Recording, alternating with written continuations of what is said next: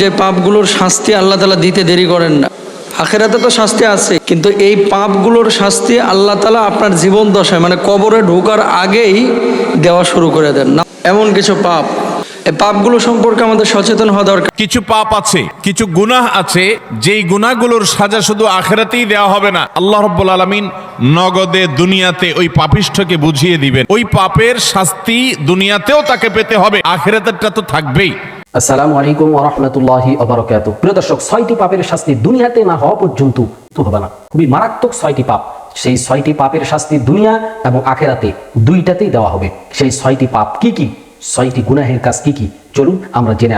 আজকে আমাদের বিশেষজ্ঞ প্যানেলে শায়েখ আহমদুল্লাহ সহ বিজ্ঞ 3 জন আলেম রয়েছেন। এই 3 জন বিজ্ঞ আলেমের কাছ থেকে আমরা জেনে আসি যে কোন 6টি পাপ দুনিয়াতে করলে দুনিয়াতেও শাস্তি আল্লাহ তাআলা দিবেন এবং পরকালেও শাস্তি আল্লাহ তাআলা দিবেন। সেই পাপগুলো কি কি, চলুন আমরা একে একে তাদের বক্তব্যগুলি শুনে আসি। আমরা শুরুতেই মুফতি মুস্তাফিজ রহমানীর বক্তব্যটি শুনে আসি। এই পাপগুলোর শাস্তি আল্লাহ তাআলা দিতে দেরি করেন না। আখিরাতে তো শাস্তি আছে, এই পাপগুলোর শাস্তি আল্লাহ তাআলা আপনার জীবন দশায় মানে কবরে ঢোকার আগেই দেওয়া শুরু করে দেন না। এগুলো গুরুতর পাপ। কি পাপ? বড় সড় পাপ। আমি খেয়াল করে দেখলাম যে রাসূল আকরাম সাল্লাল্লাহু আলাইহি ওয়াসাল্লামের যে হাদিস, এই পাপগুলো আজকে সমাজের রন্ধ্রে রন্ধ্রে, সামাজিক জীবনে, পারিবারিক জীবনে, রাজনৈতিক জীবনে, রাষ্ট্রীয় জীবনে, আপনি ব্যবসা বাণিজ্যের ক্ষেত্রে বলুন, মুআমালাত মুআশারাত, সর্বক্ষেত্রে ছড়িয়ে পড়েছে। এই পাপগুলো সম্পর্কে আমাদের সচেতন হওয়া দরকার ভাই। আমরা অনেক সময় আখিরাতের শাস্তিকে শাস্তি মনে করি না, কিন্তু দুনিয়াতে নগদে যে শাস্তিটা আমরা পাই, এই শাস্তিটাকে আমরা মুখ্য শাস্তি মনে করি, যে পিঠায় পুড়ায় আল্লাহ তাআলা একদিন না একদিন তো ছাইরেই দিবে। আছে না এরকম?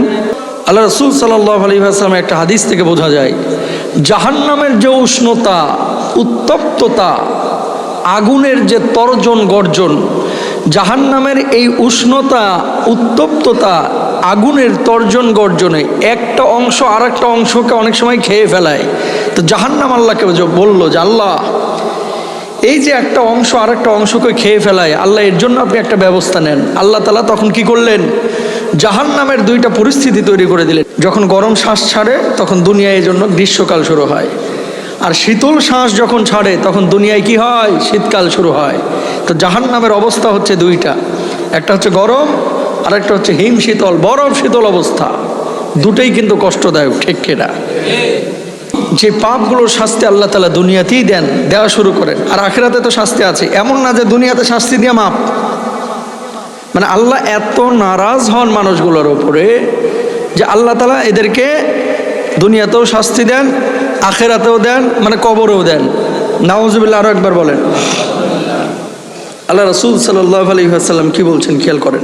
দুনিয়ার জিন্দেগিতে এমন কিছু মানুষ আছে যে মানুষগুলো আল্লাহর সাথে, আল্লাহ রাসূল সাল্লাল্লাহু আলাইহি ওয়াসাল্লামের সাথে অঙ্গীকার ভঙ্গ করে। কি অঙ্গীকার? আপনি যখন রুহানি জগতে ছিলেন, আল্লাহকে তখন বলেছিলেন, আল্লাহ দুনিয়ার জিন্দেগিতে আপনার দাসত্ব স্বীকার করব, আপনার সাথে শিরিক করব না। আল্লাহ আপনার অবাধ্য হব না।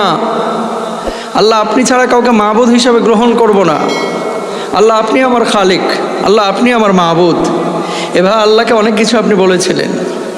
এবং দুনিয়ার জিন্দেগিতে এমন অনেক মানুষ আছে দেখবেন যে মানুষগুলো আল্লাহকে বলে যে আল্লাহ পয়সা দিয়ে দাও না আমারে, আল্লাহ ধনী বানায় দাও না, আল্লাহ দেখো আমি মসজিদ বানাবো, আল্লাহ টাকা পয়সা কিছু দাও আমারে, দেখো আমি দান করব। যারা আল্লাহর সাথে কৃত অঙ্গীকার কি করে? ভঙ্গ করে। বিশ্বনবী সাল্লাল্লাহু আলাইহি ওয়াসাল্লামের জন্য বলছেন, ওয়ালাম ইয়াকুদু আহদাল্লাহি ওয়া আহদা রাসূলি, আল্লাহ রাব্বুল আলামিনের সঙ্গে যখন কেউ ওয়াদা ভঙ্গ করবে, আল্লাহ রাব্বুল আলামিন ওই মানুষটিকে, ওই সমাজের লোকগুলোকে, ওই জাতির লোকগুলোকে বিপদে ফেলবেন, আর শত্রুদেরকে তাদের উপরে চাপায়া দিবেন। বলুন নাউজুবিল্লাহ। আল্লাহর সাথে যা ওয়াদা করেছেন, আল্লাহর একত্ববাদকে যদি মেনে নেন, আল্লাহর ইবাদত বন্দেগী করেন, সাহায্য আল্লাহর পক্ষ থেকে আসবে। যখন আল্লাহর পক্ষ থেকে সাহায্য আসবে, সারা পৃথিবীর মানুষ আপনার বিপক্ষে গেলেও আপনার কোনো ক্ষতি করতে পারবে না, ঠিক কিনা?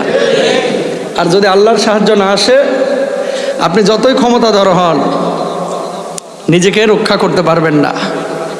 আল্লাহ তাআলা জালেমদেরকে চাপিয়ে দিবেন, এরা তো শাস্তি দিবেই, প্রভাব খাটাবে, যা খুশি তাই করবে, কিন্তু আপনি কিছু করতে পারবেন না। তাহলে ওয়াদা রক্ষা করতে হবে।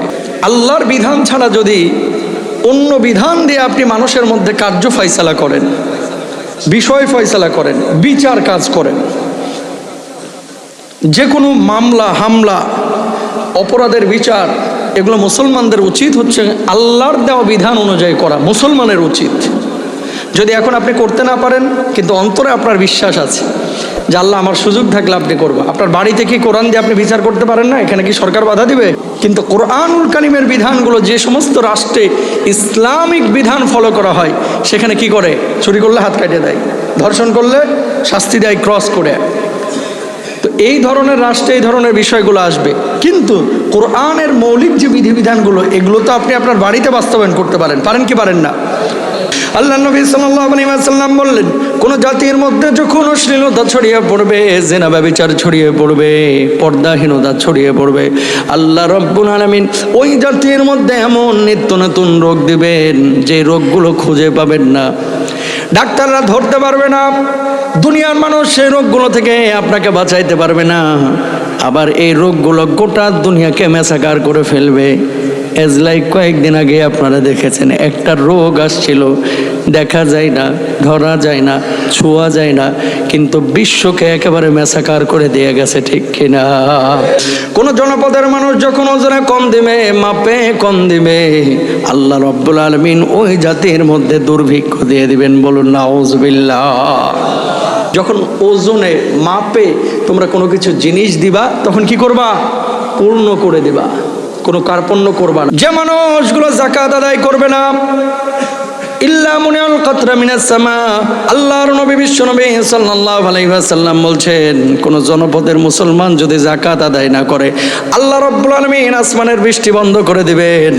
আসমানের বৃষ্টি বন্ধ করলে শুধু শ্যালো দিয়ে কিন্তু পানি সেচ করে ফসল উৎপাদন করতে পারবেন না, ঠিক কিনা? এই যে যাকাত যারা অস্বীকার করবে, মনে করবে যে যাকাত না দিয়ে আল্লাহরে ঠকায় দিয়েছে, নিজে জিতছি। যাকাত না দিয়ে যে টাকাটা জমা রাখবেন, বিশ্বাস করেন এটা আপনার কলিজা খাইতে পারবেন, কারণ এই টাকাটা হারামের মতো হয়ে যায়। আল্লাহর সাথে গাদ্দারি বেঈমানি করে কখনো সুখী হওয়া যায় না।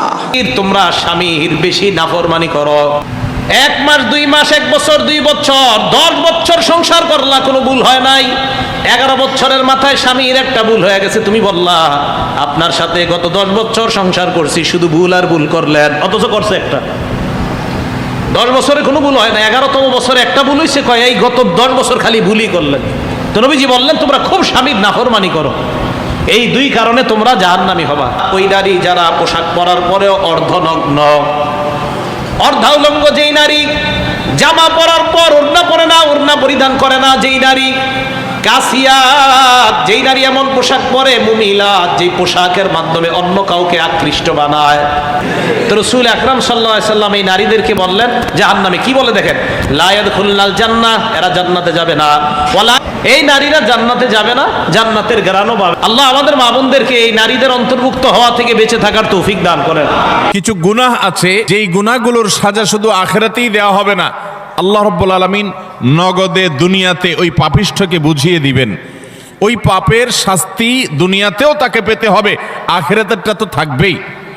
এরকম কিছু পাপ এবং অপরাধ কোরআন এবং হাদিসে বর্ণিত হয়েছে। যেই অপরাধ করার শাস্তি শুধু আখিরাতে দেওয়া হবে না, আখিরাতের শাস্তি তো দেওয়া হবেই, দুনিয়াতেই আল্লাহ তাআলা ওই অপরাধীকে এই অপরাধের শাস্তি দিবেন, দিয়ে ছাড়বেন।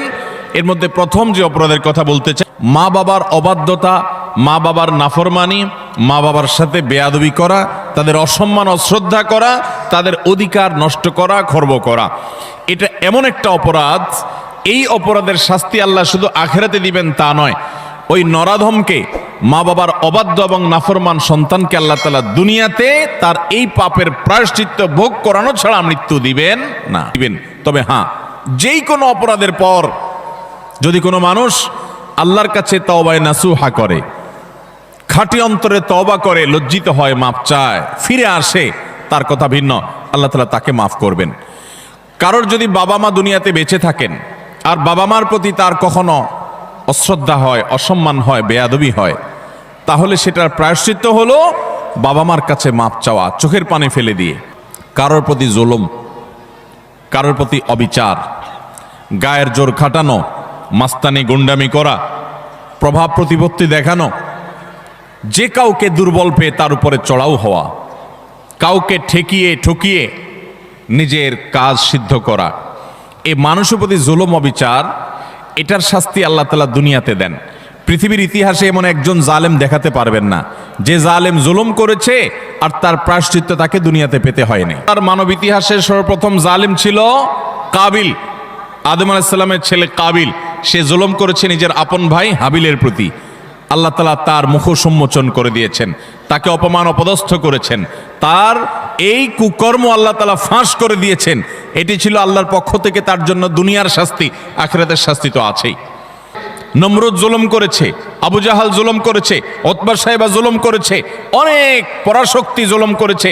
আল্লাহ তাআলা তাদের প্রত্যেককে অপদস্থ করেছেন, অপমান করেছেন, তাদের মুখ সম্মোচন করেছেন, তাদের শাস্তি দিয়েছেন।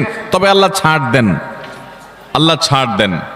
কোন নামাজি মানুষ যদি কোনো বেনামাজির প্রতি জুলুম করে, কোন ধার্মিক মানুষ যদি কোনো অধার্মিক মানুষের প্রতি জুলুম করে, তারপরও আল্লাহ তাআলার সাহায্য ওই মাজলুমের প্রতি থাকে, হোক সে অমুসলিম, হোক সে অন্য ধর্মের মানুষ। কারণ জুলুমকে আল্লাহ কখনো সহ্য করেন। জুলুম এবং অবিচার যদি কেউ করে, তো এর শাস্তি আখিরাতে যা আল্লাহ রেখেছেন তা তো হবেই। দুনিয়াতে নগদ শাস্তি ভোগ করা ছাড়া মানুষ পা নাড়াতে পারবে না। একজন জালিম দেখাতে পারবেন না যে জালিম জুলুম করতে করতে হাসতে হাসতে দুনিয়া থেকে চলে গেছে, তার ভেতরে ত্রাস সৃষ্টি হয়েছে, কোনো না কোনো ভাবে আল্লাহ তাআলা তার জীবনটাকে জীবন্ত জাহান্নাম করেছেন অথবা অপমান অপদস্থ করেছেন। নবী সাল্লাল্লাহু আলাইহি ওয়াসাল্লাম বলেছেন যে কয়েকটা অপরাধ আছে, এগুলোর শাস্তি আশাপাশি দুনিয়াতে হওয়াটা অধিকতর উপযুক্ত হবেই হবে, এর কোনো বিকল্প নাই, ব্যত্যয় নাই। আল্লাহ তাআলা এটি করবেনই। তার ভিতরে একটা হলো আত্মীয়তার সম্পর্ক ছিন্ন করা। অনেক মানুষ আছেন নিজের আপন ভাইয়ের সাথে সম্পর্ক ভালো নাই, বোনের সাথে সম্পর্ক ভালো নাই, কোনো যুক্তি খাটবে না। আপনার ভাই খারাপ, এই যুক্তি দিবেন, বোন খারাপ, সে যুক্তি দিবেন, এই যুক্তি খাটবে না। সে খারাপ, আপনি তো খারাপ হবেন না, আপনাকে তো ভালো হতে হবে। আপনি নিজে থেকে তার প্রতি সদাচরণ করার চেষ্টা করবেন। তার সাথে মিশতে গেলে সে ক্ষতি করে, সে মামলা মোকদ্দমা করে, সে শত্রুতা করে, তাহলে ভিন্ন কথা, আপনি যান বাঁচানোর জন্য দূরে থাকতে পারবেন। কিন্তু আত্মীয়তার সম্পর্ক রক্ষা করা সুন্নত না নফল? ফরজ। 5 ওয়াক্ত নামাজ পড়া যেরকম ফরজ, রমজানের রোজা রাখা যেরকম ফরজ, আত্মীয়তার সম্পর্ক রক্ষা করাটাও কি? অনেক মুসলমান এটা জানেন না। কজন বলতে পারবেন যে ফুফুর সাথে নিয়মিত যোগাযোগ করেন, যাদের ফুফু আছে? বেশিরভাগ মানুষ ফুফুদের সাথে কোনো সুসম্পর্ক নাই, কিন্তু তারপরও ভাতিজা হিসাবে আপনার চেষ্টা থাকবে যে আমার বাবার বোন, অতএব তার প্রতি আমার অধিকার, তার প্রতি আমার কর্তব্য আছে। প্রিয় দর্শক, এতক্ষণ আমরা শুনছিলাম বাংলাদেশের বিজ্ঞ 3 জন আলেমের কাছ থেকে যে কোন 6টি পাপ দুনিয়াতে করলে দুনিয়াতেও শাস্তি আল্লাহ তাআলা দিবেন এবং আখিরাতেও আল্লাহ শাস্তি দিবেন। সেই 6টি পাপ কাজ কি কি আমরা শুনছিলাম বিজ্ঞ আলেমদের কাছ থেকে। প্রিয় দর্শক, এই 6টি পাপ, এই 6টি গুনাহের কাজ খুবই মারাত্মক।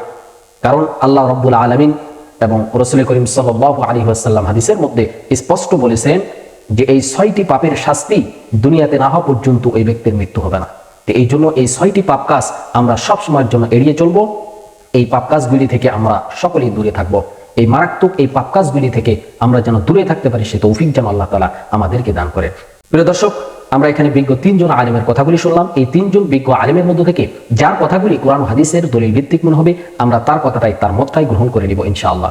সর্বোপরি আল্লাহ তাআলার কাছে দোয়া করি, আল্লাহ তাআলা আমাদের সবাইকে যেন এই 6টি পাপ কাজ থেকে আমাদেরকে যেন আল্লাহ তাআলা দূরে রাখেন। এই 6টি পাপ কাজ থেকে যেন আমরা দূরে থাকতে পারি, সে তৌফিক যেন আল্লাহ তাআলা আমাদেরকে দান করেন। আর এই 6টি পাপ কাজের মধ্যে যারা করেই ফেলেছি, মিলে যাচ্ছে, আমরা সকলে আল্লাহ তাআলার কাছে তওবা করব ইনশাআল্লাহ। আল্লাহ তাআলা অবশ্যই মাফ করবেন। প্রিয় দর্শক, আল্লাহ তাআলা আমাদের সবাইকে যেন কোরআন সুন্নাহর সহিহ পথে আমাদেরকে যেন পরিচালিত করেন। প্রিয় দর্শক, আমরা একেবারে ভিডিওর শেষ প্রান্তে চলে এসেছি। আমি মিনাউল ইসলাম আজকের মতো এখানেই বিদায় নিচ্ছি। দেখা হবে অন্য কোনো ভিডিওতে। সে পর্যন্ত সকলে ভালো থাকবেন, সুস্থ থাকবেন। আসসালামু আলাইকুম ওয়া রাহমাতুল্লাহি ওয়া বারাকাতুহু।